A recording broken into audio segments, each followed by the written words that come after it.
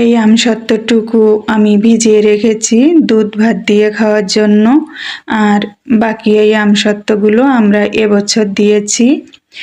প্রথম দিকে আমসত্ত্ব যখন দিচ্ছিলাম তখন খুব ভালো রোদ ছিল। আমাদের আমসত্ত্বগুলো খুব সুন্দর হয়েছে, সুন্দর কালার হয়েছে। কিন্তু এরপর বৃষ্টি নেমে গেছে, তখন অনেক সময় ফ্রিজে আমসত্ত্বের গুলা রেখে দিতে হয়েছে। আবার আমি কাঠের উনুনের উপর দিয়েও আমসত্ত্ব শুকিয়েছি। এই সব কারণে আমসত্ত্বগুলো পরের দিকের আমসত্ত্বগুলো কালো হয়ে গেছে।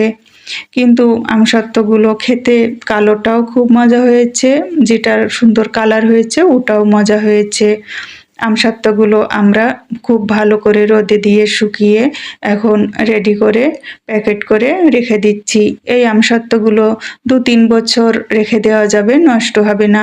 কিন্তু 2-4 মাস পরে একদিন আমসত্ত্বগুলো রোদে দিয়ে নিতে হবে, তা না হলে পোকা হয়ে যাওয়ার ভয় থাকে।